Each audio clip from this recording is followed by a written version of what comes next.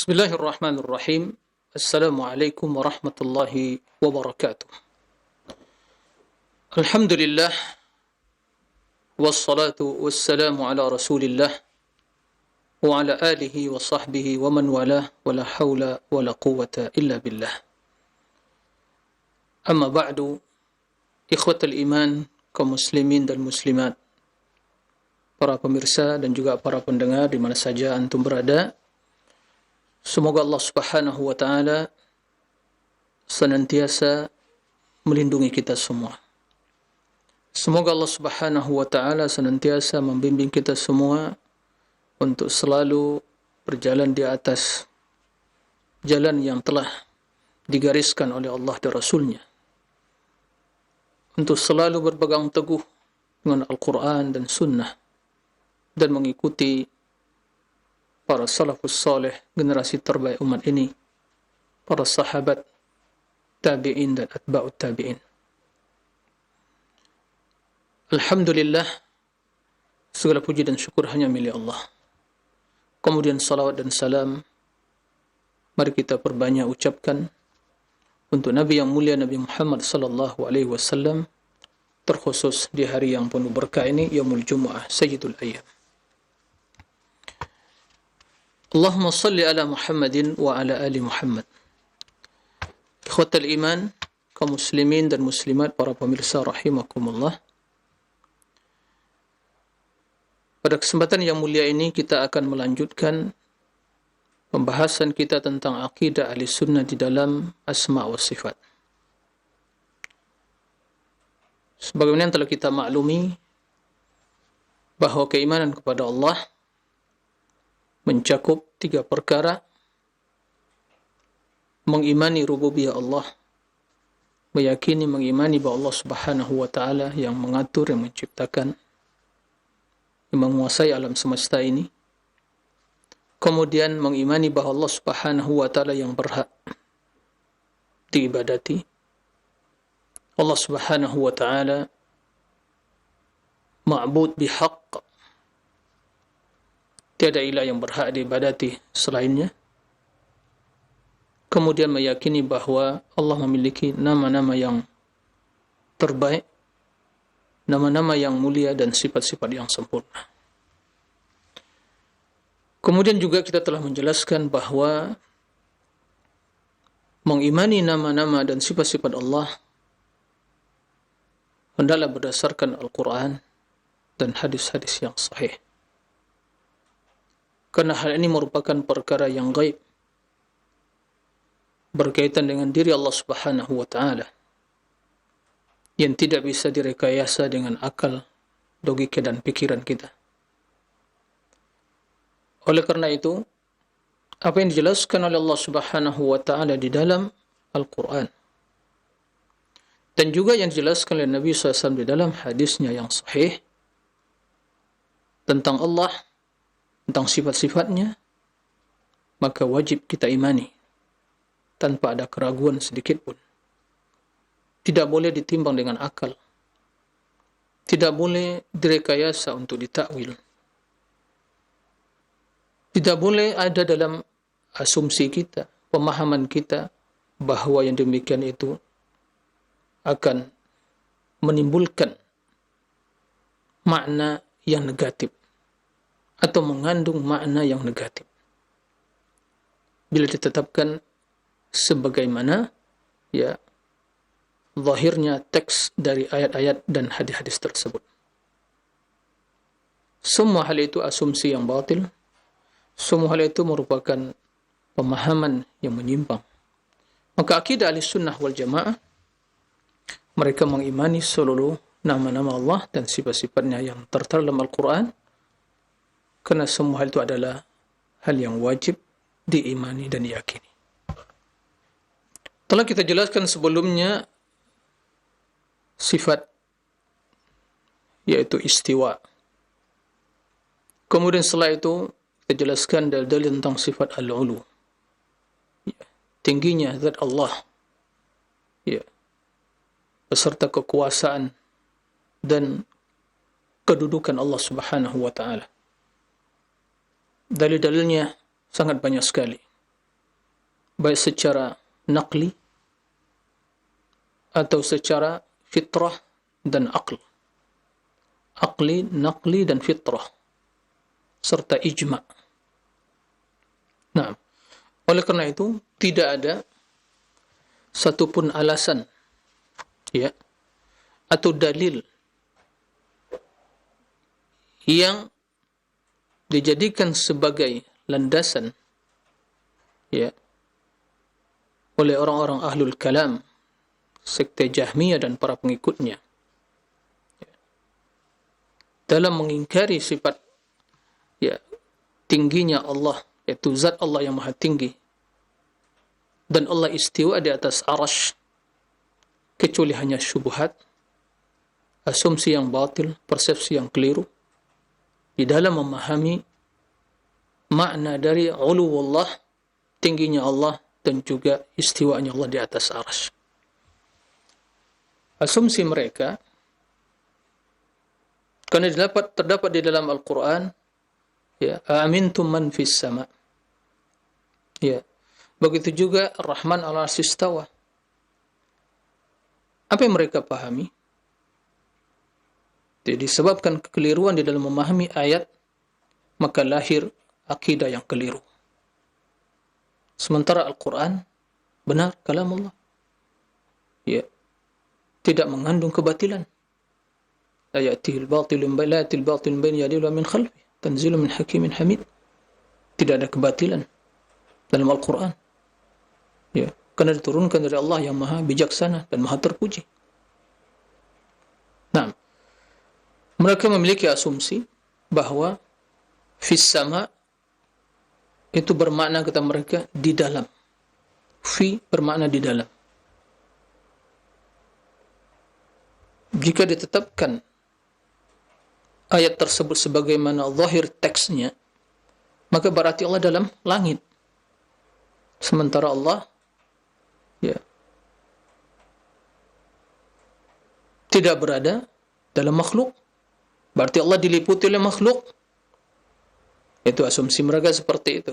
Berarti ini kita mentashbih Allah, ya, berada dalam sesuatu sebagaimana makhluk.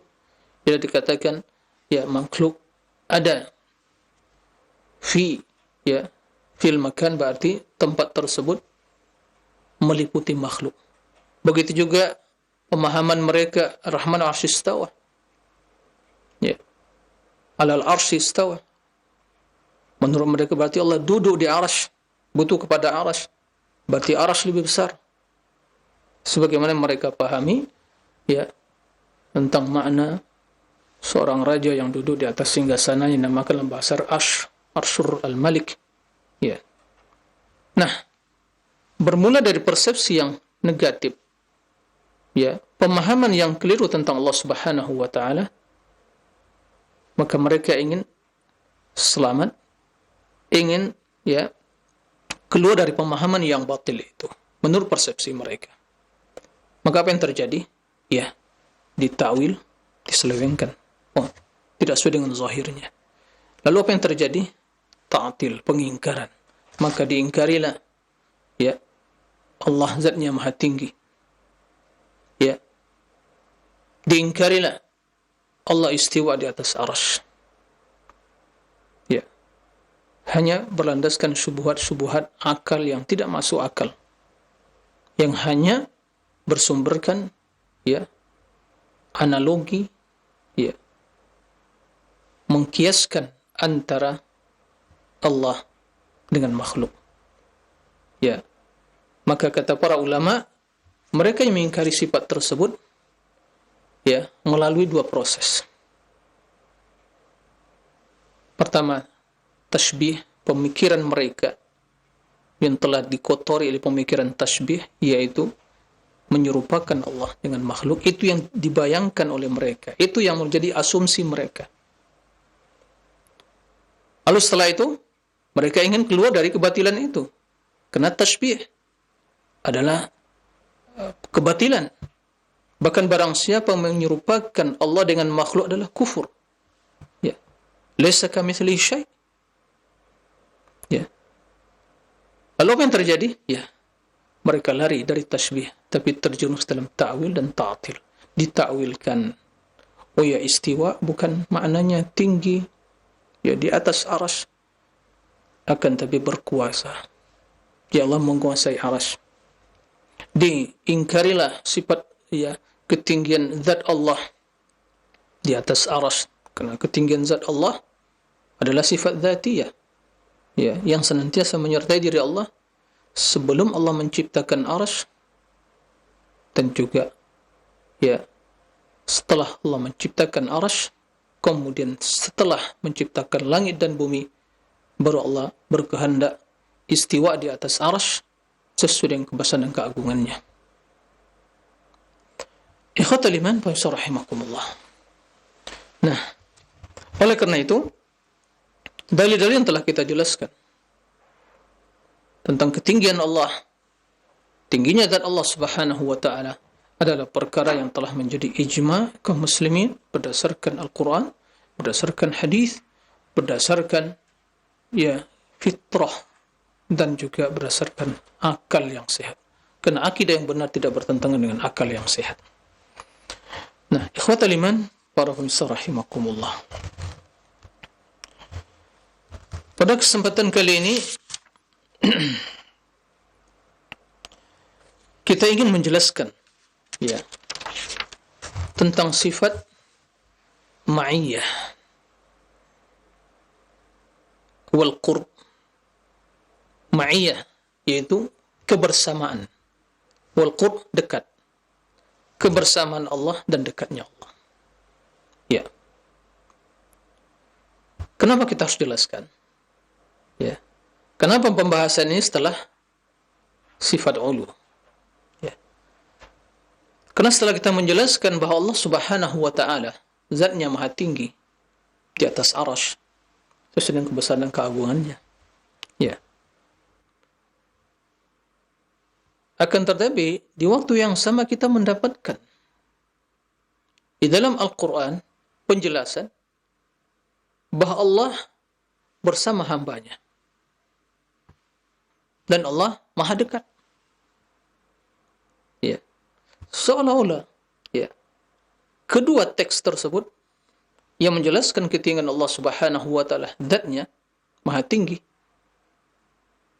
dan bersama dalil yang menjelaskan Allah bersama hambanya di mana saja berada, dan Allah maha dekat, seolah terjadi kontradiksi, pertentangan.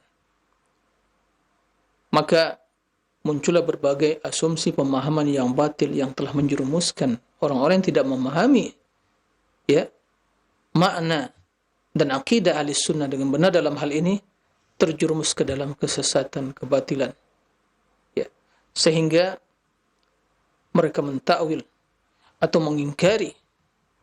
Nah, sehingga terjadi kebingungan. Apa yang menyebabkan hal itu? Ya, karena ketidakpahaman mereka terhadap, ya, nas atau teks-teks Al-Quran dan hadis tersebut, serta juga, ya, kesalahan mereka di dalam memahami dan ketidakmampuan mereka di dalam mengkompromikan antara kedua dalil tersebut, ya, karena telah diracuni oleh syubhat-syubhat ahlul kalam. Nah, adapun ahli sunnah wal jamaah, kedua perkara tersebut hal yang dipahami dengan benar dan masuk akal. Ya. Karena kita berbicara dalam konteks keagungan-pengagungan, sifat-sifat yang berkaitan dengan Allah, bukan dalam konteks, ya, ketinggian manusia sebagai makhluk atau kedekatan manusia atau kebersamaannya. Ya. Ini yang harus kita pahami. Nah, oleh karena itu kita ingin menjelaskan, ya, maksud dari ma'iyatullah, sifat ma'iyah, yaitu kebersamaan. Apa maksud kebersamaan Allah bersama hambanya? Allah bersama mereka, Allah bersama kalian di mana saja berada. Naam. Wa ma'ahum aina makanu. Naam. Wa ma'akum aina ma kuntum. Ya. Apa maksudnya? Begitu juga Allah Maha dekat, Sami'un qarib. Wa inni qarib. Ya. Apakah hal ini bertentangan dengan sifat ketinggian Allah yang kita telah jelaskan, zat Allah Maha tinggi? Apakah benar pernyataan orang-orang yang mengatakan Allah ada di mana-mana dengan landasan atau berpegang teguh atau berpegang kepada dalil atau Al-Quran, teks Al-Quran tadi, atau huwa ma'akum aina ma kuntum, Allah bersama kalian, sehingga zat Allah bersama kalian di mana saja berada, sehingga muncul akidah wahdatul wujud, Allah menyatu dengan makhluk, Allah bertempat di makhluk. Ya. Na'udzubillah min dzalik, akidah yang batil, akidah yang kufur. Ya. Ikhwatul iman, para rahimakumullah. Kalau kita perhatikan dan kita tadabbur ayat-ayat Al-Quran yang berbicara tentang ma'iyah, kebersamaan Allah Subhanahu wa ta'ala, maka kita akan mendapatkan ada dua macam bentuk kebersamaan tadi. Ya. Ada dua macam. Nau'ani. Nah, dua bentuk kebersamaan. Dan ini harus kita pahami. Kedua pemahaman tersebut, ya, atau kedua makna tersebut bisa dipahami, ya, melihat teks, redaksi, dan, ya, substansi serta susunan, ya, siap dalam bahasanya, susunan kalimat tersebut dan konteks dari ayat tersebut, dari awal ayat, ya, awal ayat atau penutup ayat. Jadi harus kita pahami secara komprehensif, secara menyeluruh. Tidak hanya sekedar mengambil ayat, potongan ayat, wa ma'akum aina ma kuntum. Ya, Allah bersama kalian di mana saja berada. Ini adalah metode yang keliru di dalam memahami ayat. Ya. Karena kita meyakini tidak ada pertentangan dan kebatilan dalam Al-Quran. Allah mengatakan, ya, bahwa Al-Quran adalah kalam Allah. Tasma'a kalam Allah. Quran kalam Allah, diturunkan oleh Allah. Ya. Tidak ada kebatilan di dalamnya, tidak ada pertentangan. Ya. Walau kana min indi ghairillah lawajadu fi ikhtilafan katsira. Jika Al-Quran datang dari selain Allah, maka akan terdapat di dalamnya pertentangan, ya, kontradiksi yang sangat banyak sekali. Tapi tidak ada, karena Allah yang menurunkan. Begitu juga tidak ada pertentangan antara hadis Nabi dengan Al-Quran. Tentu yang kita jelas adalah yang kita maksud hadis yang sahih, karena hadis yang sahih adalah wahyu yang tidak bertentangan dengan Al-Quran sebagai wahyu juga. Nah, ikhwatal iman wa rahimakumullah. Jadi ada dua, ya, macam, dua pembagian ma'iyah di dalam Al-Quran. Baik. Ma'iyah yang pertama, yaitu dinamakan ma'iyah ammah. Ma'iyah kebersamaan, ya, secara umum. Apa maksudnya? Ya, meliputi seluruh makhluk. Tidak satupun makhluk yang keluar dari kebersamaan itu.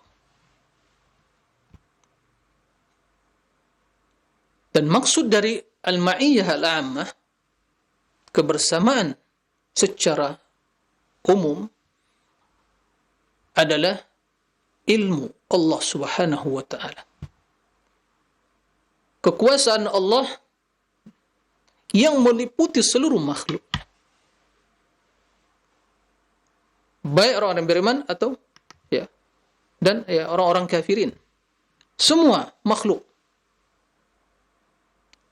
Ilmu Allah meliputi mereka. Kekuasaan Allah Subhanahu wa ta'ala meliputi mereka. Di mana saja mereka berada, Allah mengetahui, Allah melihat, Allah ya meliputi mereka. Tidak seorang pun yang bisa keluar dari ya keumuman ya kebersamaan itu, yaitu ilmu Allah, penguasaan Allah, kekuasaan Allah, ya, penglihatan Allah, Allah semua ya melihat, mendengar, mengetahui, meliputi. Itu namanya ma'iyah ammah. Baik. Seperti firman Allah, wa huwa ma'akum aina ma kuntum. Wa huwa ma'akum aina ma kuntum. Kita akan jelaskan nanti kenapa ayat ini ya sebagai dalil ma'iyah ammah, karena redaksinya dari awal sampai akhir itu berbicara tentang ilmu Allah. Dalam surat Al-Hadid, dalam surat Mujadilah ayat ya, dalam surat Mujadilah juga terdapat wa huwa ma'ahum aina ma kanu. Dalam surat Al-Hadid, wa huwa ma'akum aina ma kuntum. Baik. Ini yang yang pertama, akan kita baca nanti teksnya secara sempurna. Yang kedua, para pemirsa rahimakumullah, ma'iyah khasah. Ma'iyah yang spesial, yang khusus, kebersamaan yang spesial. Spesial untuk siapa? Ya hamba-hamba pilihan Allah. Hamba-hamba Allah. Orang-orang yang beriman, orang yang bertakwa, orang yang bersabar, orang yang berkebaikan. Ya. Yang hakikatnya dan maknanya adalah selain dari ma'iyah ammah, maka di sini ada makna yang spesial. Apa itu? Yaitu Allah Subhanahu wa taala yang menolong mereka. Allah Subhanahu wa taala yang memberikan kemudahan kepada mereka. Allah Subhanahu wa taala yang membimbing mereka. Allah Subhanahu wa taala yang menjaga mereka. Jadi bimbingan, pemeliharaan, pertolongan, ya, kemenangan yang Allah berikan kepada mereka, ini adalah ma'iyah khasah. Yang itu tidak didapatkan orang kafirin, dan itu tidak didapatkan oleh makhluk secara keseluruhan. Jadi ma'iyah khasah ini, ma'iyah yang bermakna spesial ini, selain mencakup ma'iyah ammah dan ditambah dengan makna yang spesial, makna yang istimewa, makna yang khusus, ya, khasah.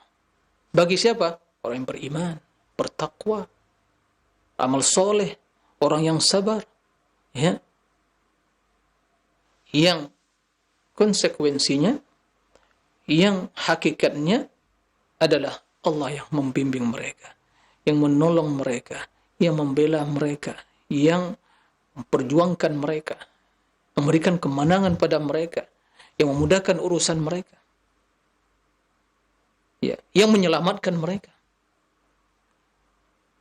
Nah, ini makna dari ma'iyah khasah. Seperti firman Allah, Inna Allah ma'al ladhina attaqaw wal ladhina hum muhsinun. Lihat. Inna Allah ma'al ladhina attaqaw wal ladhina hum muhsinun. Allah, sesungguhnya Allah bersama orang-orang yang bertakwa. Ya. Tadi ayat dalam jenis yang pertama, wa huwa ma'akum wa huwa ma'ahum aina makanu aina ma kuntum. Allah bersama kalian, Allah bersama mereka di mana saja berada. Di sini juga Allah sebutkan innallaha ma'al ladzina taqaw wal ladzina hum muhsinun.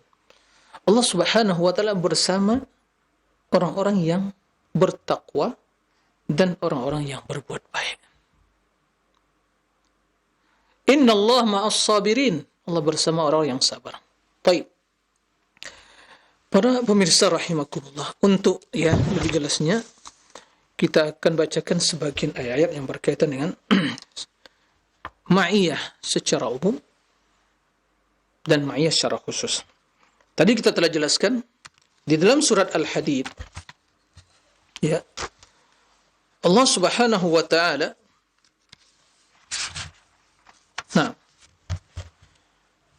telah menjelaskan kebersamaan Allah secara umum, yang meliputi seluruh makhluknya.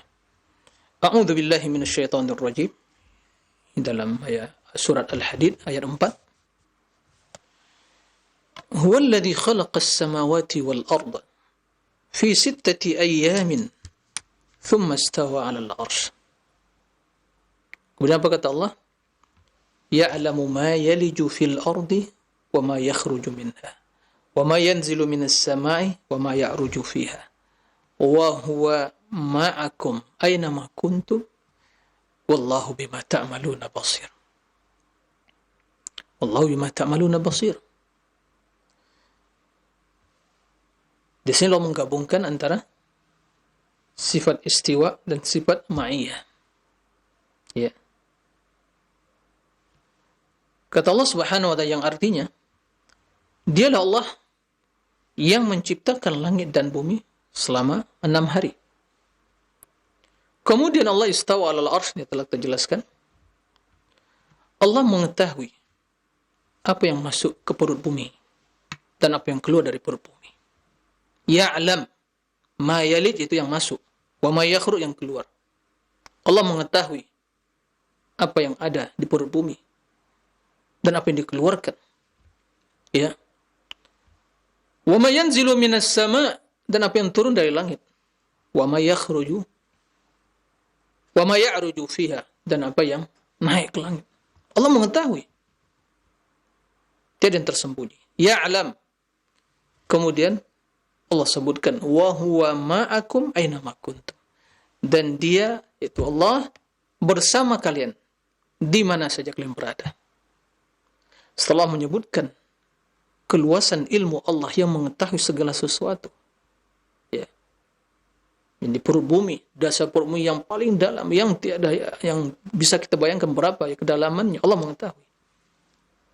Apa yang ada di perut bumi dan apa yang dikeluarkan.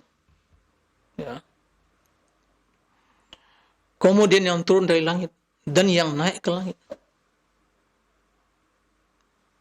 Wa huwa ma'akum aina ma kuntum. Dan Allah bersama kalian di mana saja kalian berada. Kemudian ditutup oleh Allah ayat tersebut dengan nama Allah Basir. Wallahu bima ta'maluna basir. Dan Allah Basir, melihat apa yang kalian kerjakan.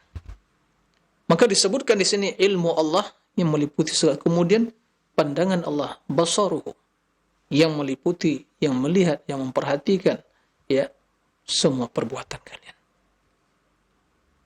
Dari situ kita memahami bahwa ma'i yang dimaksud dalam ayat ini, wa ma'akum aina ma kuntum, adalah ilmu dan penglihatan Allah yang meliputi seluruh makhluknya.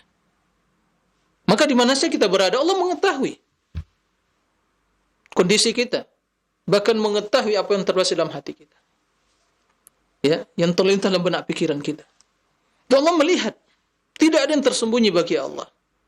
Maka di sini kita memahami ma'iyah di sini adalah ma'iyah ilmu dan penglihatan Allah yang meliputi seluruh makhluk, yang tidak seorang pun keluar dari keumuman kebersamaan itu.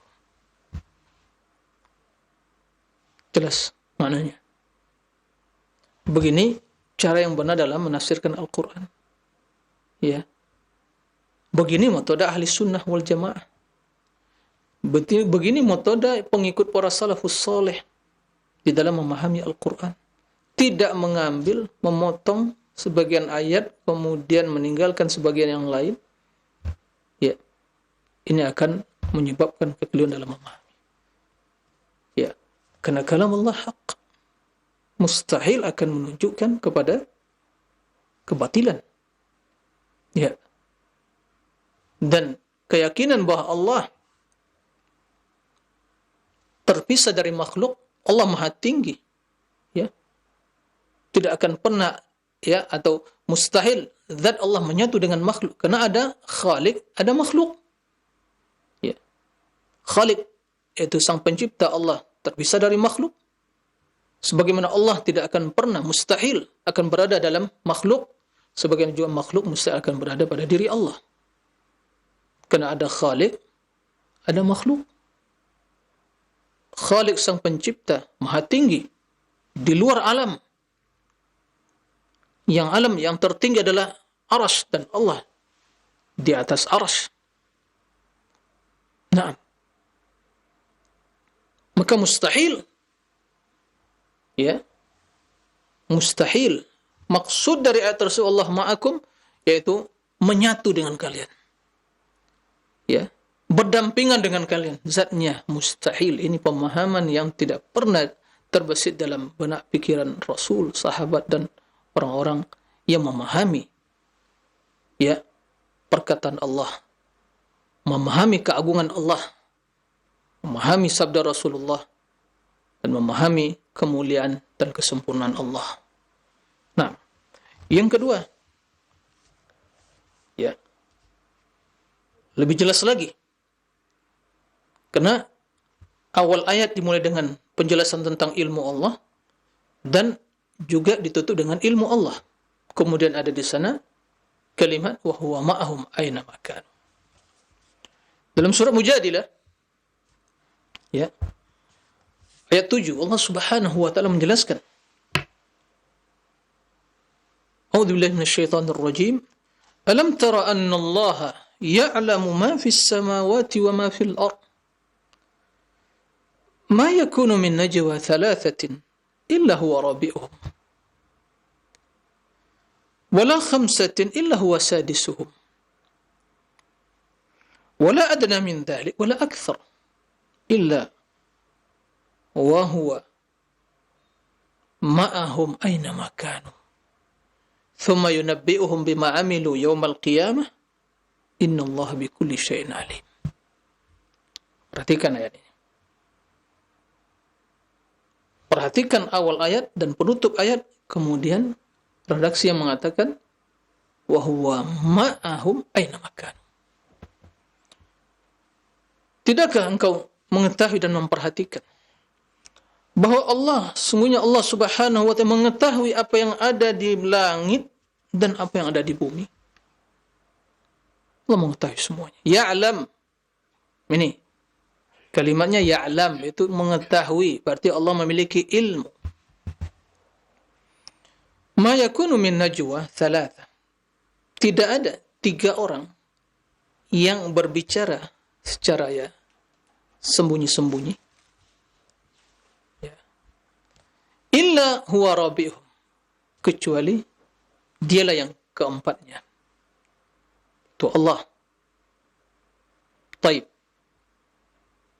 Kita jelaskan apa maksud huwa rabi'uhum, ya. Ayat harus dipahami secara menyeluruh, ya. Wala khamsa illa huwa sadisuhum. Dan juga tidak ada 5 orang yang berbicara sembunyi-sembunyi, najwa, ya, kecuali Allah yang sadisuhum, yang ke-6. Wala adna min dhalik wala akthar. Tidaklah, ya, ada yang lebih sedikit, mungkin 2 orang. Berarti sama-sama ganjil, ya. 2 orang, 1 orang tambah 1 lagi 2. Kalau 3 tadi, ya, witir. Yang tadi 2, ya. Kalau 2 berarti yang lebih kurang, lebih sedikit dari 3 berarti 2. Berarti genap. Thalith di sini 3 orang berarti witir, ya, ganjil, bilangan ganjil. Atau khamis, ya, wala khamsatun illa huwa sadisuh. Khamis itu 5. Ya, tidaklah, ya, ada orang yang berbicara sembunyi-sembunyi. 3 orang atau 4 orang, ya, 3 orang atau 5 orang, atau lebih sedikit atau lebih banyak, kecuali Allah Subhanahu wa taala, ya, bersama mereka. Jika ada 3 orang, maka yang keempatnya bersama mereka Allah. Jika ada 5 orang, yang keenamnya bersama mereka Allah. Jika ada 2 orang, yang ketiganya bersama mereka. Jika ada 7 orang, maka yang kedelapannya Allah. Apa maksudnya di sini kebersamaan di sini? Apakah zat Allah bersama mereka berkumpul? Na'udzubillahi min dzalik. Tsumma na'udzubillah. Mustahil bahwa zat Allah itu adalah jumlah, yaitu bagian yang jumlah atau secara zatnya bersama mereka. Ya. Di samping mereka. Mustahil itu maknanya. Mustahil. Tidak ada orang Arab yang memahami seperti itu. Karena sebagaimana yang dalam redaksi bahasa Arab juga, jika ada 3 orang yang 2 orang yang atau 3 orang yang mereka berkumpul dan itu dalam satu jenis, satu jenis, itu redaksi mereka tetap menggunakan bilangan yang sama, dinisbatkan pada bilangan yang sama. Seperti ada 2 orang bersamaan, maka yang satu dinisbatkan kepada bilangan yang sama. Thaniyatnaini. Thaniyatnaini. Karena yang ada itu Abu Bakar dan Rasulullah. Thaniyatnaini. Yang kedua dari 2 orang. Tidak dikatakan wahid itsnaini. Wahidun min itsnaini. Satu dari 2 orang. Tidak, tapi thaniyatnaini. 2 dari yang kedua dari 2 orang. Karena sama jenisnya. Rasul Muhammad sama-sama manusia. Tapi bila yang dinisbatkan kepada jumlah tersebut, bilangan tersebut berbeda jenis dan sifatnya, itu mereka akan mengatakan bilangan yang berbeda. Maka di sini kita memahami Allah bukanlah jenis makhluk, suatu hal yang kita maklum bersama. Allah bukanlah bersama kesadarannya, karena Allah bukanlah makhluk. Allah bukanlah jenis makhluk. Allah khaliq, manusia makhluk. Maka disebutkan di sini tidaklah ada yang tiga orang berbicara sembunyi-sembunyi kecuali rabi'uhum. Tidak disebutkan thalithu thalatha atau rabi'ul arba'ah, salah seorang yang keempat dari 4 orang. Tidak disebutkan. Atau sadisu khamisul khamsah, yang kelima dari 5 orang. Tapi disebutkan apa? Tidaklah 3 orang kecuali rabi'uhum. Menjelaskan pada kita, ini redaksi bahasa Arab. Orang Arab, ini redaksi bahasa mereka. Dan Al-Quran dengan bahasa Arab. Jadi kalau kita cermati dari sisi makna dan redaksi sini udah menjelaskan makna yang benar.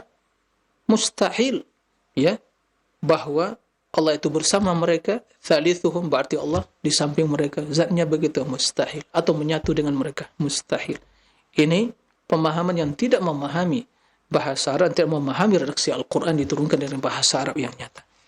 Nah, oleh karena itu Allah Subhanahu wa ta'ala menyebutkan wa huwa ma'ahum aina ma kanu, di mana saja mereka.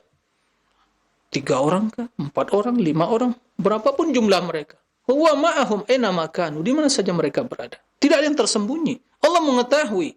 Makanya Allah tutup ayat tersebut. Tsumma yunabbi'uhum bima 'amilu yaumil qiyamah. Apa yang mereka kerjakan dalam pembicaraan sembunyi-sembunyi tersebut, secara tertutup tersebut, tersembunyi tersebut, Allah akan kabarkan, Allah akan sampaikan, Allah akan jelaskan pada mereka hari kiamat. Enggak ada yang tersembunyi dari Allah. Dipertegas lagi oleh Allah Subhanahu wa ta'ala, innallaha bikulli syai'in alim. Allah mengetahui, maha mengetahui segala sesuatu. Jelas maknanya? Apakah bahwa ma'ahum mengandung makna Allah menyatu dengan makhluk?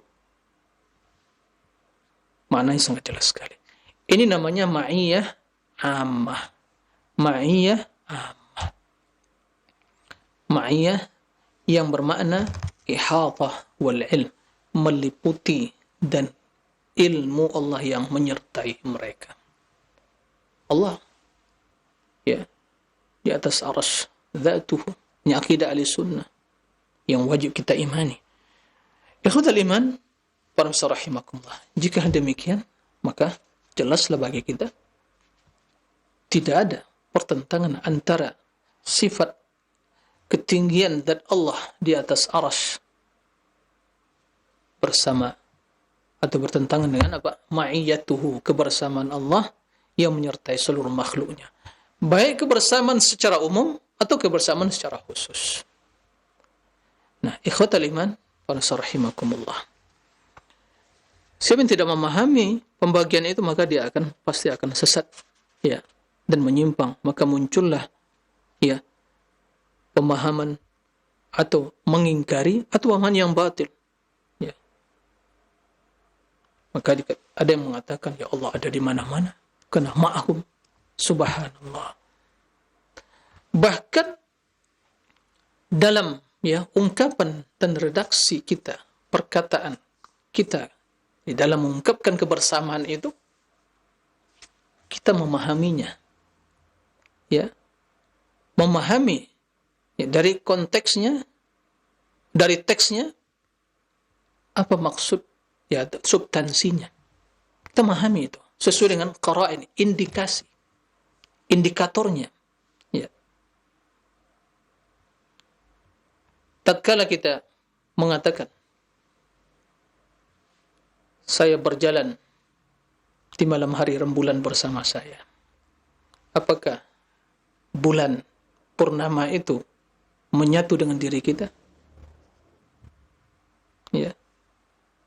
Dimanapun, di siang hari, matahari bersama manusia. Apakah matahari menyatu dengan diri manusia?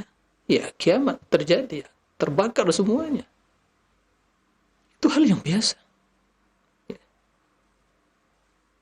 Tatkala seorang mengatakan, siapa bersamamu? Ya, bersama saya, anak saya dan istri saya. Bisa jadi anaknya mungkin lagi bepergian, tempat yang jauh, luar kota, dia di rumah, atau mungkin dia juga, ya, sang suami bekerja di kantornya, istrinya di rumah. Dia mengatakan, bersama saya, anak istri, ya, mereka masih bersama saya. Alhamdulillah sehat. Hal yang kita maklumi, kita pahami, ya, dalam bahasa keseharian kita, yang dalam ungkapan kebersamaan. Jadi kebersamaan itu, ya, bukan berarti selalu berna, yaitu satu tempat menyatu. Tidak. Jika hal yang kita pahami dalam redaksi kita, bahasa kita keseharian sesuai dengan konteks, sesuai dengan, ya, indikator dari sebuah teks tersebut, maka tentunya kalamullah azza wa jalla yang berbahasa Arab, yang jelas bilisanin arabiyyin mubin, tentu lebih mudah dipahami. Tapi satu hal yang, kenapa pemahaman itu terjadi, penyimpangan itu terjadi? Karena mereka, dan ini sering kita sampaikan, ahlul kalam, menggunakan teori yang mereka gunakan di dalam memahami, ya, alam yang ada di sekitar mereka, manusia yang bisa mereka lihat. Itu teori itu yang digunakan untuk memahami zat Allah, yang mereka gunakan dalam pembahasan teologi ketuhanan yang berkaitan dengan zat Allah, dengan diri Allah, dengan sifat Allah, perbuatan Allah yang maha kuasa, yang maha agung, yang gaib, perkara yang gaib, ya. Lalu mereka ingin menerapkan teori itu. Ya, tentunya kebatilan yang muncul, kesesatan yang lahir dari pemikiran yang seperti itu. Itulah penyebabnya kenapa mereka menyimpang. Itulah penyebab kenapa mereka mentakwil, mereka menta'til, mengingkari. Nah, sementara Allah mengatakan laisa kamitslihi syai' was samiul basir. Tiada yang serupa bagi Allah. Tiada satu pun yang serupa bagi Allah, diri Allah, sifatnya, perbuatannya. Kendati mungkin dari sisi nama sama, tapi hakikatnya tidak sama. Ya. Dan Allah Maha mendengar dan Maha, ya, Sami' wa Basir, dan Maha melihat. Ikhwatal iman, para rahimakumullah. Maka dari situ kita bisa memahami, ya, kebersamaan Allah Subhanahu wa taala tidak bertentangan. Nah, adapun kebersamaan secara khusus, khasa yang spesial, jadi ini tambahan dari kebersamaan secara umum ditambah lagi secara spesial. Jadi secara umum tadi mencakup seluruh makhluk. Ya. Muslim, kafir, tapi ditambah secara spesial bagi yang muslim, yang beriman, yang bertakwa, yang sabar. Sebagaimana firman Allah Subhanahu wa taala. Ya. Innallaha ma'as sabirin. Allah bersama orang-orang yang sabar. Wa innallaha lama'al muhsinin. Sungguh Allah bersama orang-orang yang berbuat baik. Innallaha ma'al ladzina ittaqaw wal ladzina hum muhsinun. Allah bersama orang-orang yang bertakwa dan orang-orang yang berbuat baik. Wa'lamu annallaha ma'al muttaqin. Ketahuilah Allah bersama orang-orang yang bertakwa. Naam. La tahzan innallaha ma'ana. La tahzan innallaha ma'ana. Ini firman Allah yang menjelaskan, ya, apa yang dikatakan Nabi kepada Abu Bakar yang menemani beliau waktu hijrah. Ya, begitu mereka masuk ke Gua Thur, mereka melihat telapak kaki orang musyrikin yang mencari, ingin membunuh Rasul dan membunuh Rasul. Ya. Tatkala itu, tentunya sebagai manusia yang mencintai Rasul, ya, Abu Bakar melihat kondisi seperti itu, khawatir terhadap diri Nabi sallallahu alaihi wasallam. Maka jangan kamu takut, jangan kamu bersedih, wahai Abu Bakar.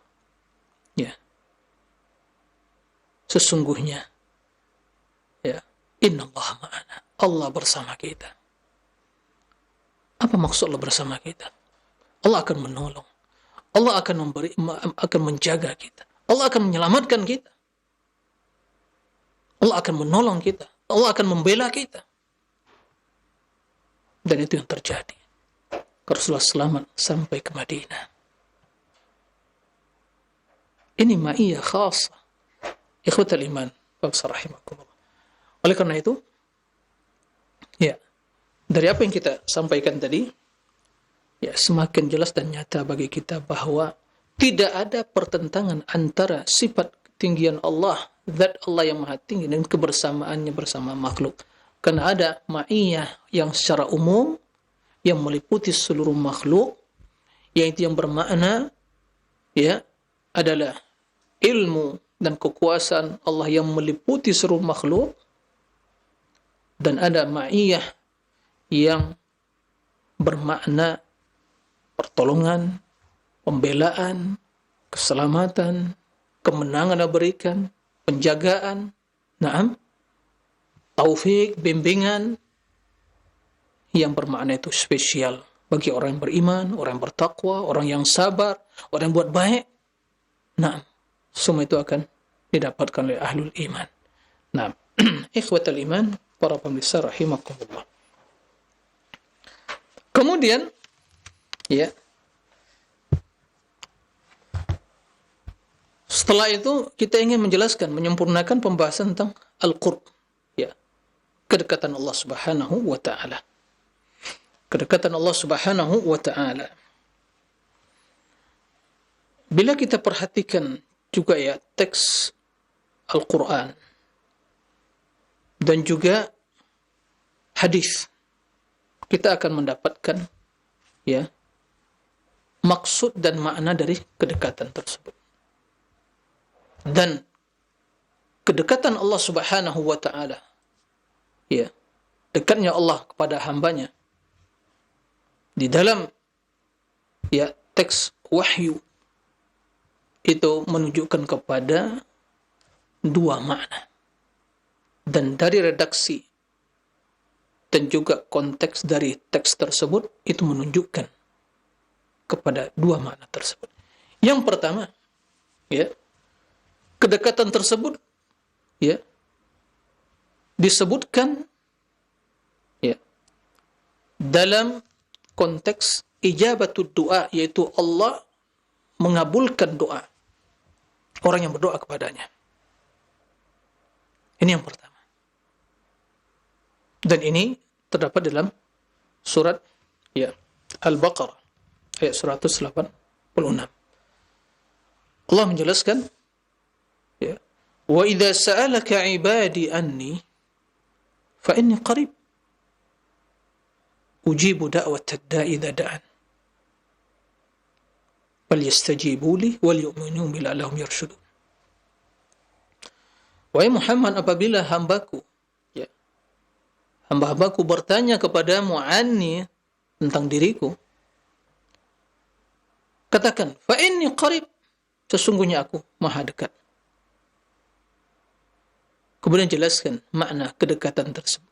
Ujibu da'watad da'i idza da'an. Aku ujib, yaitu mengabulkan, memperkenankan doa, ya, orang yang berdoa kepada aku. Tapi hendaklah mereka juga melaksanakan perintahku, beriman kepada aku, ya, agar mereka mendapat petunjuk. Nah,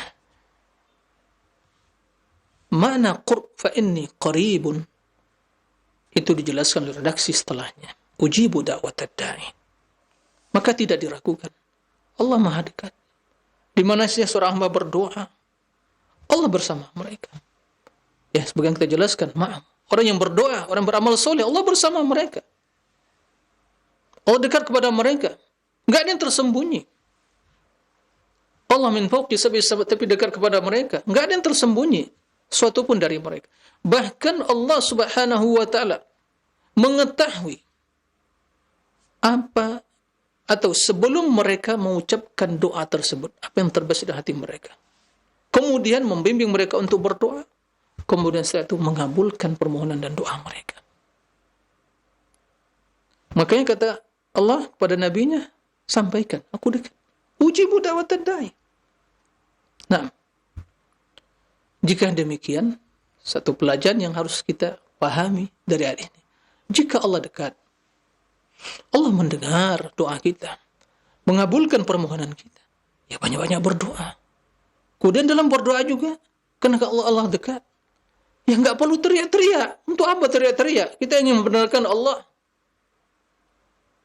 Maka dalam berzikir, dalam berdoa, al-aslu fihi al-israr, yaitu tidak dikeraskan.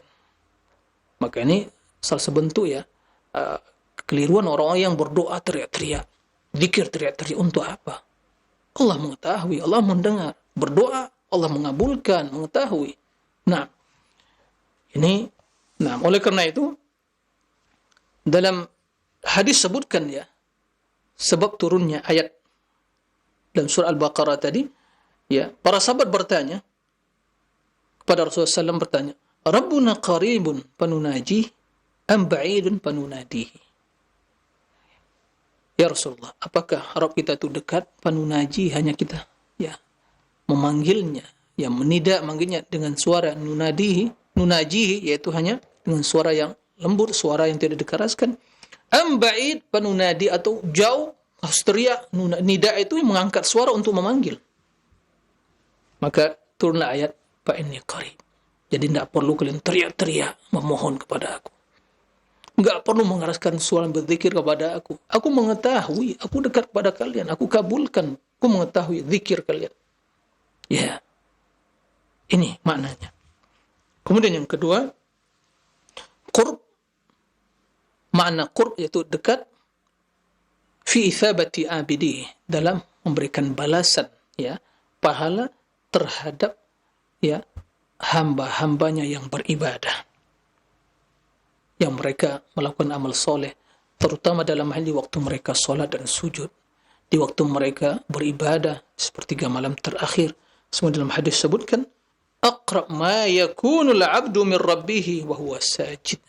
Aqrab ma yakunul abdu min rabbih, kondisi seorang hamba yang paling dekat min rabbih, pada Allah, dari Rabbnya, wa huwa sajid, di waktu dia sajid beribadah. Kenapa itu menjadi tempat yang paling dekat sisi seorang hamba kepada Allah?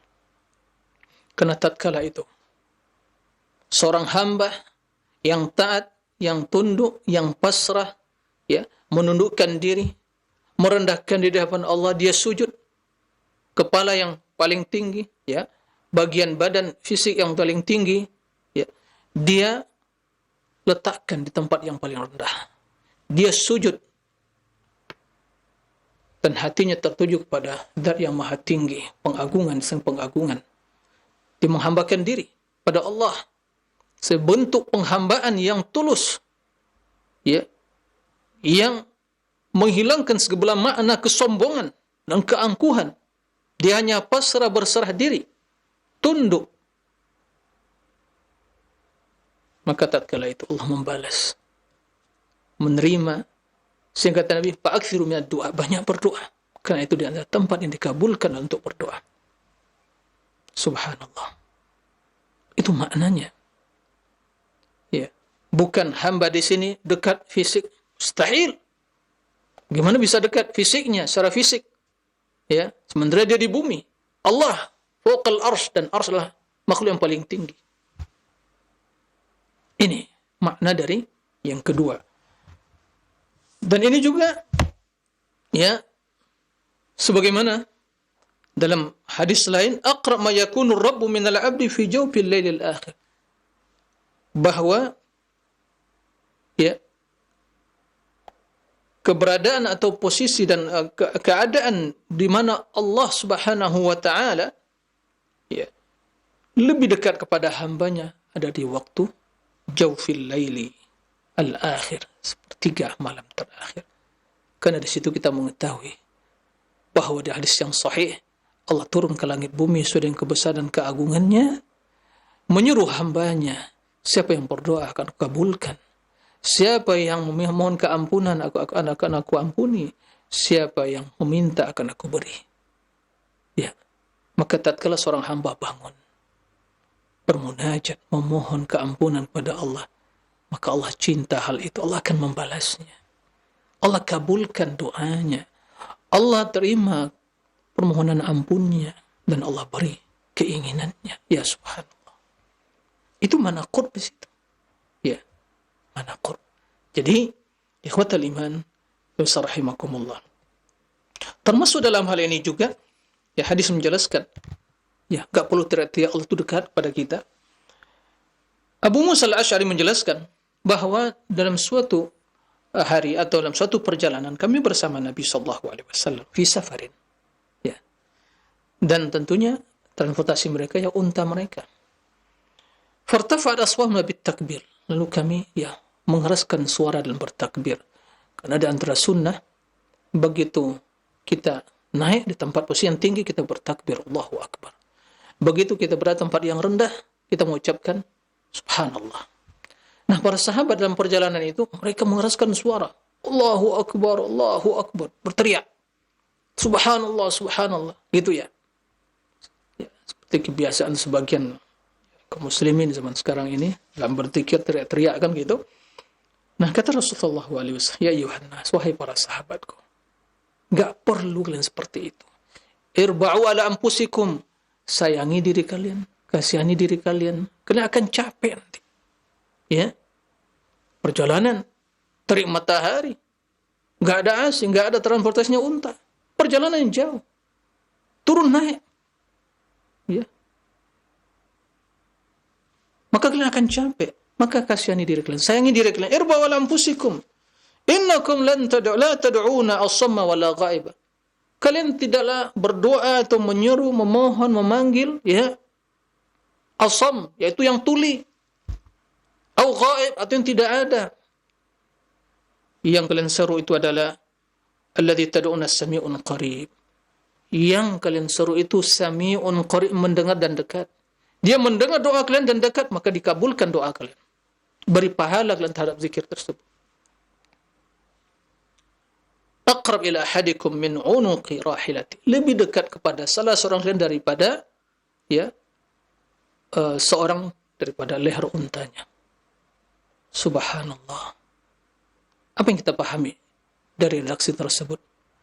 Kedekatan Allah, di mana permohonan kalian, doa kalian dikabulkan, didengar dan dibalas dengan kebaikan.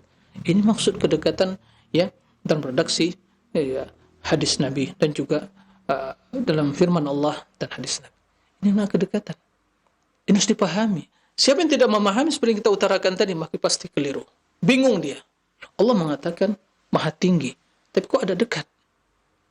Allah mengatakan maha tinggi. Kalian mengatakan wahai sunnah Allah tinggi zatnya, tapi Allah mengatakan ma'akum, kebersamaan bersama kalian. Pasti akan bingung. Kenapa?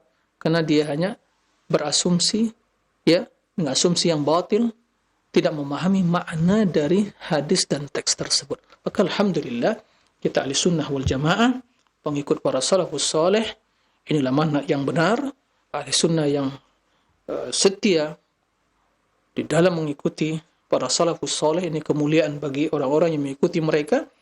Mereka meyakini Allah maha tinggi zatnya dan dekat pada hambanya, ya, dan Allah dekat dengan hambanya bersama tinggi zatnya. Allah bersama mereka secara umum dan secara spesial. Tidak ada, ya, sedikit pun makna kontradiksi dalam kedua sifat tersebut, dan mustahil makna kedekatan, dekat fisiknya atau dekat zatnya, mungkin ya dekat zatnya, atau kedekatan makna yaitu bersama mereka, ya, secara zat, mustahil. Itu tentu tidak pernah terbesit dalam benak pikir Rasul, dan juga tidak pernah diajar Rasul pada para sahabatnya. Nah, demikian para pemirsa dan juga ikhwatul iman kaum muslimin mana saja berada, semoga menambah pencerahan bagi kita semua dan menambah keyakinan kita akan kebenaran akidah Ahlussunnah, dan di waktu yang sama menambah kewaspadaan kita, ya, dari akidah-akidah ahlul kalam yang menyimpang dari akidah para salafus saleh. Semoga kita senantiasa istiqamah di atas manhajnya para sahabat Rasul dan orang-orang yang mengikuti mereka sampai hari ini dan sampai yaumul qiyamah. Allahumma amin. Demikian, wallahu a'lam. Baik, Ustaz, barakallahu fikum, jazakallahu khairan. Terima kasih atas bimbingan dan penjelasan yang bermanfaat yang disampaikan di kesempatan pagi hari ini. Semoga Allah senantiasa melimpahkan taufik, keberkahan untuk ilmu serta waktu yang diberikan untuk kita bisa memahami pelajaran dan mengamalkannya. Selanjutnya kami berikan kesempatan untuk bertanya, silakan. Dan kami awali terlebih dahulu dengan pesan singkat yang kami bacakan dari Ummu Thoriq di Warung Jambu yang bertanya, Ustadz Afan izin bertanya, bagaimana kita menjelaskan kepada anak kita ketika dia bertanya apa arsy itu? Pada saat itu kita sedang menjelaskan bahwa Allah itu tinggi di atas arsy. Syukran jazakallahu khairan. Ustaz, silahkan. Terima kasih atas pertanyaannya, barakallahu fiik, kepada Ummu Thoriq, ya, barakallahu fiik atas pertanyaannya. Jadi jika anak kita bertanya, atau mungkin ya orang lain bertanya apa itu arsy, karena Allah menyebutkan dalam Al-Quran, ya, dalam banyak ayat secara terpisah, dan juga ya yang berkaitan dengan sifat istiwa. Istawa alal arsy, dalam 7 ayat sama redaksinya, istawa alal arsy, ar-Rahman ala arsy istawa. Arsy,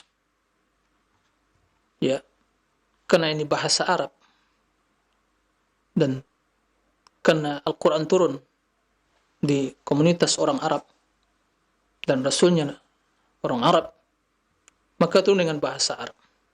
Dan orang Arab memahami arsy secara bahasa. Arsy, yaitu sarirul mulk, bahasa sarirul mulk, yaitu singgah, mungkin terjemahan kita ya, terjemahan bebasnya singgasana raja. Itu mereka memahami. Tapi tentunya tatkala istilah arsy itu dinisbatkan kepada Allah, yaitu istiwa Allah di atas arsy, tentunya ya tidak seperti singgasana raja yang dipahami secara bahasa. Maka terdapat sifat arsy tersebut. Maka katakan kepada anak kita, kepada yang bertanya, arsy itu, ya, sebagaimana itu Ibnu Abbas, la yaqdiru qadrahu ilallah. Tidak ada yang mengetahui, ya, hakikat keagungannya, kebesarannya, kecuali Allah Subhanahu wa taala. Maka katakan arsy adalah makhluk ciptaan yang pertama. Ya, akidah Ahlussunnah. Nah, arsy adalah makhluk yang pertama Allah ciptakan. Bukan qalam. Karena tiada perbedaan. Apakah qalam? Yaitu qalam itu pena yang menulis takdir. Artinya Allah perintahkan, Allah ciptakan qalam. Jangan dipahami, ya, oh qalam, oh ini seperti qalam kita, gitu ya. Pena yang kita, memang untuk menulis. Itu makhluk, Allah ciptakan. Gak usah membayangkan yang macam-macam. Bagaimana bentuk qalam. Karena bukan itu dituntut. Bukan dituntut mengerti bagaimana qalam tersebut besarnya, gitu ya. Dan tintanya. Yang penting kita imani awwalu ma khalaqallahu al-qalam faqala lahu uktub. Qala wa madza aktub? Qala uktub maqadir al-khalaiq ila qiyamis saah. Ya. Pertama Allah ciptakan qalam, Allah perintahkan. Ya, pertama begitu Allah ciptakan qalam, Allah perintahkan, tulis. Qalam menjawab, ya. Apa yang aku tulis ya Allah? Tulis semua takdir sampai hari kiamat. Maka semua takdirkan ditulis. Ya. Allah yang menulis dengan perintah, ya, dengan perantara qalam. Maka dalam ilmu iman pada takdir kita mengimani Allah kitabatul lil maqadir, penulisan takdir dalam Lauhil Mahfuz. Tayyib. Ya. Adapun arsy, ya, tentu telah diciptakan sebelumnya. Karena Allah yang menciptakan langit dan bumi, ya, selama 6 waktu, kemudian sebuah kana arsyu alal ma'. Kana arsyu alal ma', berarti arsy telah ada di atas air, ya, bukan air yang ada di bumi ini. Selain ketujuh ada kursi, kemudian ada air, kemudian ya, kursi, kemudian arsy, wa fawqahu ar-rahman. Nah, jadi arsy adalah makhluk yang paling agung, Rabbil Arsyil Azim, ya. Arsy adalah makhluk yang pertama. Arsy adalah makhluk yang paling indah. Arsy adalah makhluk yang paling berat dan yang paling besar. Ya. Dan arsy tersebut dipikul 8 malaikat. Pada hari kiamat 8 malaikat. Sekarang berapa? Wallahu a'lam. Karena ayat menyebutkan wa yahmilu 'arsya rabbika fawqahum yawma idin thamaniyah. Dan pada hari tersebut itu kiamat, arsy Rabbmu dipikul 8 malaikat.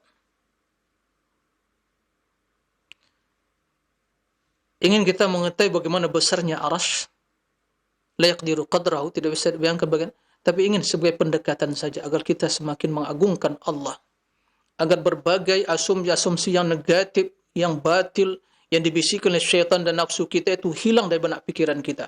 Isma', dengarkan. Ya. Dalam hadis yang sahih, Nabi SAW diizinkan oleh Allah untuk mengabarkan para sahabat salah satu atau salah seorang dari malaikat yang memikul arsy. Berapa besarnya? Simak hadisnya. Udhina li an uhaddithakum bi ahadin min hamalatil arsy anna baina syahmati udhunihi ila atiqihi masiratu 700 'am. Allahu akbar. Aku diizinkan oleh Allah untuk mengabarkan kepada kalian tentang penciptaan atau fisik ciptaan salah seorang dari pemikul arsy, malaikat. Bahwa jarak antara daun telinga, ini syahmatul udhun namanya, syahma, dan pundaknya, berapa jaraknya? Sejauh 700 tahun perjalanan. Bayangkan 700 perjalanan, berapa itu? Berapa mil? Enggak ada manusia yang berjalan di permukaan bumi selama itu. Ya. Sampai pun dengan ya teknologi yang canggih, pesawat yang mungkin ya tercanggih, tercepat, tidak akan bisa menembus itu. Itu satu. Bagaimana dengan 7 yang lainnya akan mengikut pada hari kiamat? Allahu Akbar. Makanya saya sering menyampaikan dan sering bertafakur, ya subhanallah. Kok beraninya orang-orang ahlul batil, ahlul kalam itu merekayasa berbagai asumsi terhadap Allah. Tidakkah mereka membaca ayat-ayat dan hadis tentang keagungan Allah? Sehingga berani mereka mentakwil, mengingkari, merekayasa, berasumsi yang negatif tentang Allah. Ya subhanallah. Tapi benar kata Allah, "Wa ma qadarullah haqqa qadri." Sungguh mereka tidak mengagungkan Allah. Itu penyebabnya. Semua ahlul batil, ahlul kalam yang mentawil sifat, mengingkari sifat, mereka tidak mengagungkan Allah. Itu yang menyebabkan mereka terjerumus dalam kebatilan itu. Ya. Maka kita ingin mengetahui bagaimana keagungan Allah dengan mempelajari keagungan makhluknya. Karena keagungan makhluk menunjukkan akan keagungan dan kebesaran, kemuliaan, kesempurnaan Rabb yang menciptakan mereka. Dalam hadis yang saya disebutkan, ya, bahwa Rasul memberikan perbandingan. Ada kursi, kita membaca ayat kursi. Semua membaca ayat kursi. Kecuali yang enggak sholat baca Al-Quran, ya, enggak bisa ayat kursi. Di situ disebutkan wasi'a kursiyuhu as-samawati. Kursi Allah disebut kepada Allah. Itu meliputi samawati wal ard, langit dan bumi. Tahukah kita perbandingan antara langit dan bumi dibandingkan dengan kursi?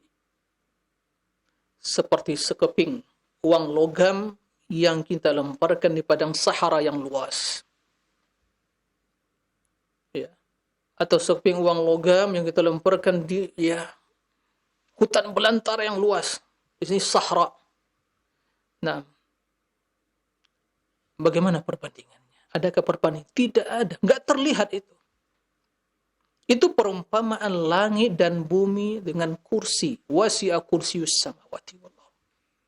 Dan perbandingan antara kursi yang begitu meliputi langit dan bumi dan perbandingannya hanya seperti sekeping uang logam yang kita lemparkan di padang Sahara yang luas, ya. Maka perbandingan arsy dengan kursi begitu juga. Jadi arsy begitu luas, kursi yang begitu luas, perbandingannya dengan arsy seperti juga sekeping uang logam dilemparkan di padang Sahara yang luas. Ya subhanallah. Maka kata Ibnu Abbas, wal arsyu la yaqdiru qadrahu illallah. Arsy tidak ada yang bisa mengetahui keagungannya, kebesarannya, dan kemuliaan dan ya semuanya yang berkaitan dengan sifat arsy kecuali Allah yang menciptakannya. Dan arsy tegak dan malaikat bisa memikulnya karena Allah. Tapi Allah tidak butuh kepada arsy. Sampaikan seperti itu. Itu akidah ahli sunnah. Siapa yang menyampaikan tentang arsy, ya, selain dari apa yang kita utarakan, itulah kebatilan. Ya. Tiada dalil menjelaskan. Karena ini perkara yang gaib. Kenapa kita katakan? Ya begitu. Ya.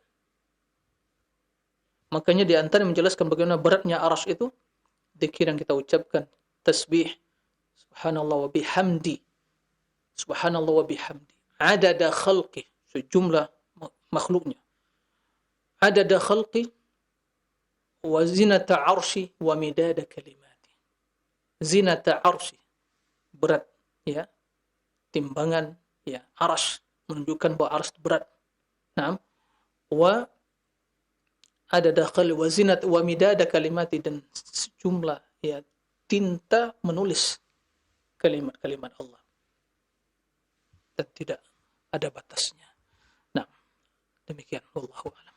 Baik Ustaz, barakallahu fikum wa jazakallahu khairan. Selanjutnya kami bacakan kembali dari pesan singkat dari saudara Detam di Bogor. Assalamualaikum Ustaz, izin bertanya, bagaimana dengan saudara-saudara kita yang masih mempunyai faham bahwa Allah ada di mana-mana?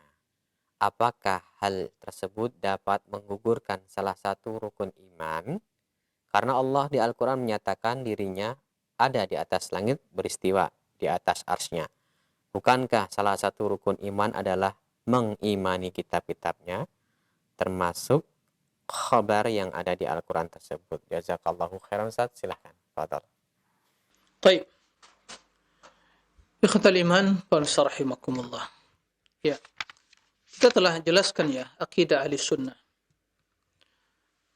tentang ketinggian Allah, keagungan Allah, ya, istiwa Allah. Itu akidah yang harus kita pahami. Ya. Adapun akidah yang menyimpang dari akidah tersebut ya bermacam-macam. Ada yang mengatakan Allah itu ya tidak memiliki tempat, kata mereka. Maksudnya ingin tidak ya, karena tinggi itu menurut mereka ya arah tinggi itu tempat. Allah tidak lipu tempat. Tujuan mereka ingin mengingkari sifat ketinggian. Ada yang mengatakan laisa fawqal arsy syai'un. Ini mengingkari sama sekali ini. Kaum Jahmiyah, pengikut Jahm bin Safwan yang berguru pada Ja'd bin Dirham, yang berguru pada Yahudi yang menyihir Nabi SAW. Itu silsilah ilmu para pengingkari sifat. Bukan dari Nabi, bukan dari sahabat, bukan dari Abu Bakar, Umar, bukan Muhajirin wal Ansar, bukan tabi'in, bukan tabi'at tabi'in, bukan imam yang 4. Dosa besar tatkala menisbatkan akidah mengingkari sifat kepada para imam ahli sunnah. Mereka berlepas diri. Itu akidah kaum Jahmiyah yang silsilah keilmuannya tidak jelas. Atau dari non-muslim. Yahudi mengajarkan pada Labid bin Asam, itu Labid bin Asam penyihir. Kemudian pada Ja'ad bin Dirham. Kemudian Ja'ad bin Dirham mengajarkan pada Jahm bin Safwan. Jahm bin Safwan dari Abi Du'a dan seterusnya. Ya, Bishr Merisi dan yang lain-lainnya. Kemudian terjadi terus ya. Kebatilan itu ya terus berkembang. Diambil ahlul kalam, Mu'tazilah. Ya. Syairah, Turidiyah, ya. Sehingga mentakwil sifat-sifat. Sebagian ditetapkan, sebagian diingkari dengan cara logika. Ya. Itu silsilah keilmuan orang mengingkari sifat. Ilmu kalam yang mengadopsi teori-teori filsafat. Itu kenyataannya, itu realitanya, itu fakta. Dalam literasi, referensi kita mereka itu yang didapatkan. Dan itu. Jadi akidah Jahmiyah mengatakan ya Allah kulimakan bidatihi. Mereka. Dengan keyakinan yang batil tadi. Pemahaman yang menyimpang tadi. Karena menurut mereka huwa ma'akum. Tidak memahami hakikat ma'ah tadi. Kebersamaan tadi. Ini akidah yang batil. Akidah yang sesat. Ya. Akidah yang kufur. Ya. Maka barang siapa yang mengatakan Allah ada di mana-mana. Allah menyatu dengan makhluk. Na'udzubillah, ini jelas akidah yang kufur. Berarti Allah ada di mana-mana, waliyazubillah. Ya. Waliyazubillah. Ya. Bayangkan, di mana-mana semua tempat ya. Di dunia ini tempat bermacam-macam. Ada yang baik, ada yang jelek. Bisa. Ya. Para pemirsa dan pendengar, lanjutkan maksud yang baik dan yang jelek, tempat yang jelek.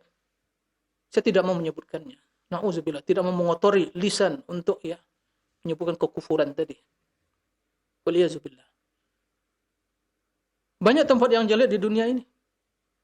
Berarti Allah juga ada di sana. Waliyazubillah, na'udzubillah, na'udzubillah, na'udzubillah min dzalik. Na'udzubillah min dzalik. Kemudian bagaimana dengan ayat yang begitu banyak dan hadis dan fitrah? Kalau Allah ada di mana-mana. Ya. Kenapa berdoa harus mengangkat tangan? Hati tertuju ke arah yang tinggi. Ya. Kenapa? Makanya kata para ulama, yang mengatakan akidah yang seperti itu hanya kena taklid, fanatik, ta'assub, ya. Pengkultusan pada tokoh yang menyimpang.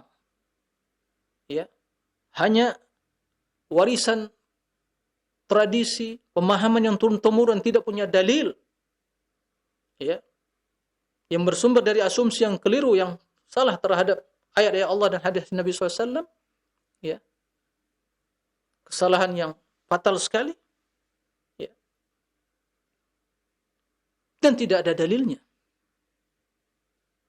Tapi salah dalam memahami ayat. Akan tapi sesungguhnya, saya yakin mereka sesungguhnya telah mendustai fitrahnya, atau fitrah mereka mendustai hal itu. Karena secara fitrah, begitu seorang mendapatkan sesuatu yang mengancam keselamatan dirinya dan kesulitan, dan dia berdoa, spontanitas, dia melihat hatinya tertuju ke arah yang atas. Jika demikian, kalau seandainya di mana-mana, ya nggak perlu ada seperti itu, udah mintanya kemana-mana, gitu ya, nggak perlu angkat tangan. Satu lagi kisah yang disampaikan ini ibrah. Ada Isra Mi'raj yang diperingati setiap tahun, tapi itu tidak ya disyariatkan diperingati. Isra dari mana? Dari Mekah ke Baitul Maqdis, perjalanan. Kemudian naik Mi'raj. Kenapa naik? Menjemput salat, perintah salat. Pertanyaannya, kenapa nggak di Mekah saja Nabi duduk di sana? Kan Allah ada di mana-mana, ngapain naik? Ya, logikanya seperti begitu ya. Kenapa naik? Kalau Allah ada dari mana-mana, ya kenapa naik? Udah, nggak perlu ada Isra, berjalan ke Baitul Maqdis. Jadi mana-mana, di Mekah ada. Kan gitu. Udah nunggu di sana saja. Jadi ini ya akidah yang batil, akidah yang ya jika itu diyakini, dia telah memahami konsekuensinya, dia mengetahui yaitu adalah menyimpang bukan karena kesalahan atau syubhat yang ada di kepalanya, ini dia telah kufur. Ya. Kufur. Makanya ulama yang hidup di zaman ya Ibnu Arabi yang mengatakan Allah ada di mana-mana, Allah menyatu dengan makhluk. Dia, saya. Itu akidah wahdatul wujud. Ulama di zaman ini sepakat memponis dia sebagai telah keluar dari Islam. Kufur disebabkan pernyataan itu. Dan ditulis oleh Imam As-Sakhawi dalam kitab, dikumpulkan pendapat para ulama ahli sunnah, ijma' mereka zaman itu ya menghukumi bahwa Ibnu Arabi telah keluar dari Islam dengan pernyataan seperti itu, wahdatul wujud. Allah menyatu dengan makhluk, dan konsepnya Allah ya di mana-mana, karena makhluknya di mana-mana. Nah, waliyazubillah, ini akidah yang batil, harus waspadai. Allah Rabbuk mengatakan, amin tuman fis sama, ar-Rahman istawa. Kemudian kita mengamini akidah orang yang tidak memahami hakikat tersebut. Ya subhanallah. Ya subhanallah. Sungguh sangat aneh ya, banyak keajaiban. Ini di antaranya keajaiban dalam beragama, karena telah menyimpang dari aturan Allah, aturan Rasulnya, agama yang turunkan Allah, akidah yang diajarkan Rasul. Pengaruh apa? Yaitu mempelajari agama, cara-cara ahlul kalam, cara filsafat ahlul kalam, ya, pandai berretorika, pandai ya merangkai-rangkai kata yang menghujat-hujat ya ulama, menghujat ya orang yang lebih berilmu. Kemudian juga pandai ya merekayasa untuk mengelabui orang awam. Ya, dengan alasan ini objektif, ini ilmiah. Apalagi kalau yang berbicara mungkin memiliki titel akademik gitu ya. Semakin merasa dia itu memiliki sesuatu. Tapi pada dasarnya la syai'. Hanya syubhat ahlul kalam dikumpulkan, syubhat kalam filsafat, kemudian dirangkai untuk membantah ayat-ayat Allah, mentakwil hadis-hadis Nabi, ya, mengkritik para ulama yang ya tidak sebanding sekeilmuan dengan dia. Inilah kondisi orang di zaman sekarang ini. Ya. La yadri annahu la yadri. Tidak tahu dia itu tidak tahu. Musibah. Nah, mudah-mudahan kita selamat dari orang-orang yang seperti itu. Ya, akidah.